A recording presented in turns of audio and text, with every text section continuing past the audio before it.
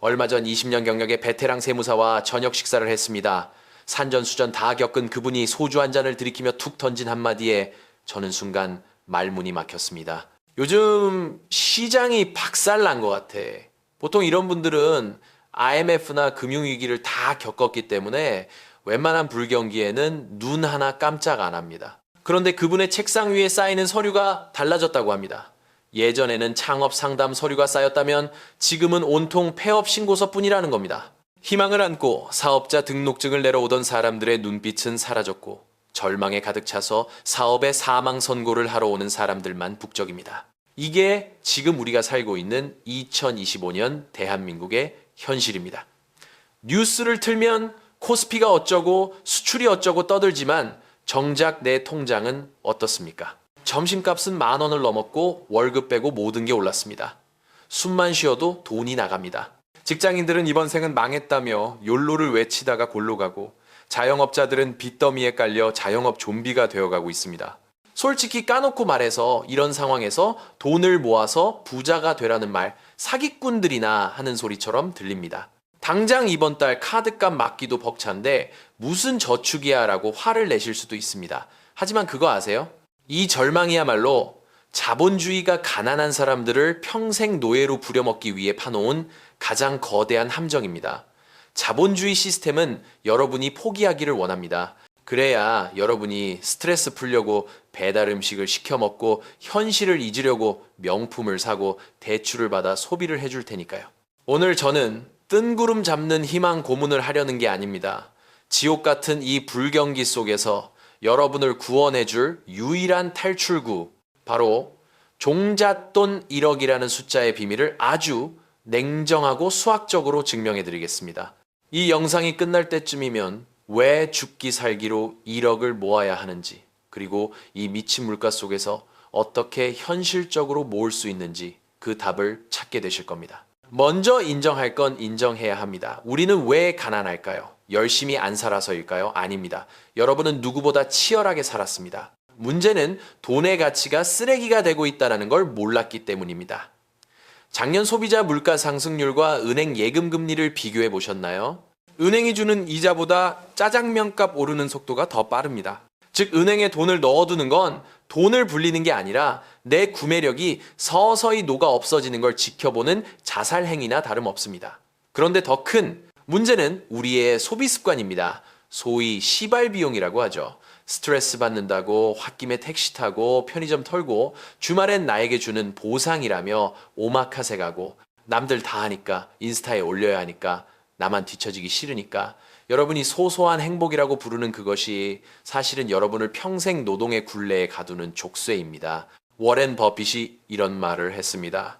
잠자는 동안에도 돈이 들어오는 방법을 찾아내지 못한다면 당신은 죽을 때까지 일해야 할 것이다.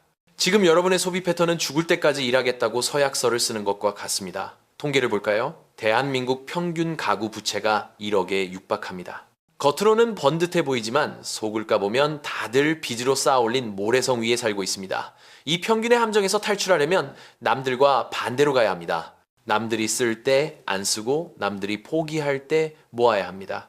그 첫 번째 목표가 바로 1억입니다. 도대체 왜 1억일까요?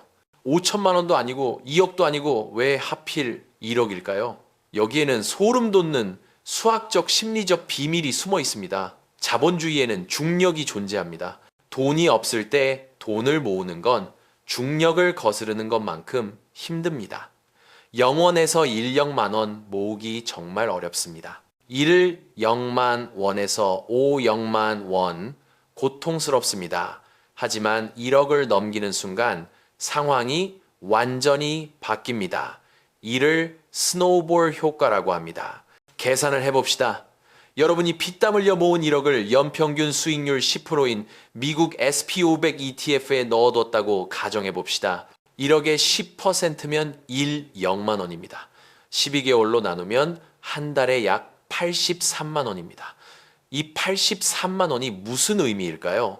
여러분이 아무것도 안 하고 상사한테 욕먹지 않고 야근하지 않고 숨만 쉬고 있어도 자본이 알아서 벌어오는 공짜 월급입니다.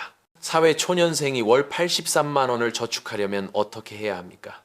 월급 250만 원 받아서 월세 내고 생활비 쓰고 정말 뼈를 깎는 고통을 참아야 모을 수 있는 돈입니다.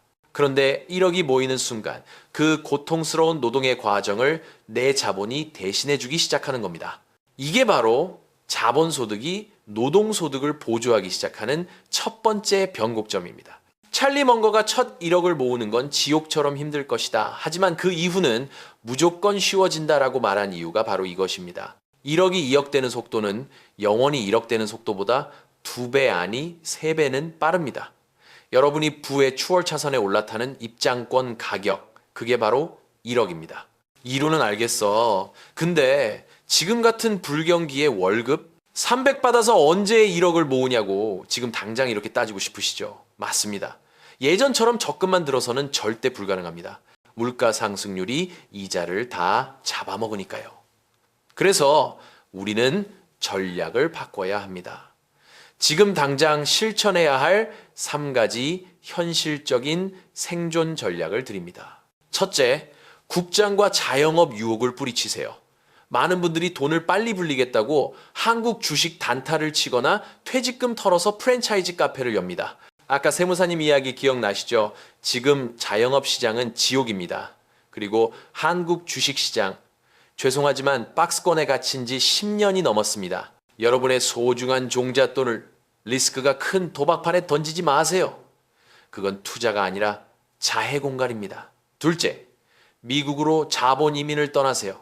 워렌 버핏이 유언장에 뭐라고 썼는지 아십니까? 내 재산의 90%는 S&P 500 인덱스 펀드에 투자하라. 세계 최고의 부자가 인정한 가장 안전하고 확실한 방법입니다. 애플, 마이크로소프트, 구글 같은 세계 1등 기업 500개를 묶어놓은 S&P 500 ETF를 사세요. 환율이 400원을 넘든 말든 상관없습니다. 오히려 원화 가치가 휴지 조각이 될수록 달러 자산을 가진 여러분은 안전합니다. 매달 월급날 기계처럼 미국 지수 추종 ETF를 사 모으세요. 이건 망해가는 한국 경제로부터 내 돈을 지키는 망명입니다. 셋째, 강제 저축 시스템을 만드세요.